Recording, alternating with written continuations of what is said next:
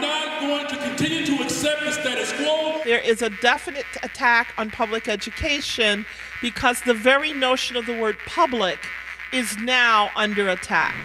To you, I am African American, Asian, Pacific Islander, white, non-Hispanic, check yes to Black reality, North American, Alaskan, Native, or Latino, but never just free. Never just free. Never just free. Free Minds, Free People helps to start the conversations. Free Minds, Free People is really an opportunity to bring people together from across the country who are working in local communities and also nationally around issues that are affecting public education and the challenges that are being placed on opportunities for Black and brown young people and their communities. It does really bring together in a very thoughtful and a very intentional way young people, older people, LGBTQ, Black people, brown people, teachers, parents, students, who are really trying to build together. And it's messy, it's a very democratic process, it's consensus building, and it's not neat, it's hard work, but the feeling that I get when I come here is just so affirming.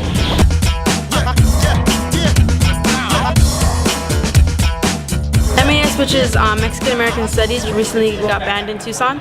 After we had such a big loss, it's like our community's been heartbroken. And so we're kind of like learning how to like work past that. So a lot of times our voice doesn't get out there. Yes, we're heard in our own community and we might be seen on TV, but we're not really heard. Knowing that a lot of educators come here, kind of trying to put them in our footsteps and like kind of what we would suggest.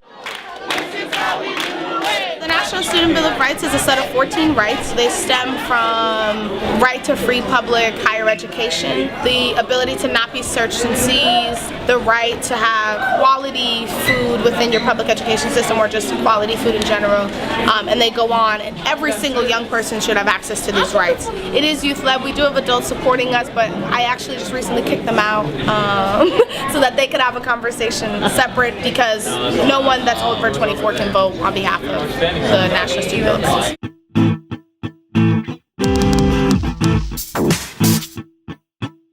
This was called A Death in the Family, and it was actually a workshop around teachers, folks in schools dealing with death. And we think it's really important for a conference like Free Minds because these are the things that go unspoken in the lives of teachers, community organizers, and counselors in terms of their training. So now, in taking that back, saying how important it is to actually talk about death and loss as part of our healing process in terms of teaching and being counselors and social workers and community organizers in this particular political moment.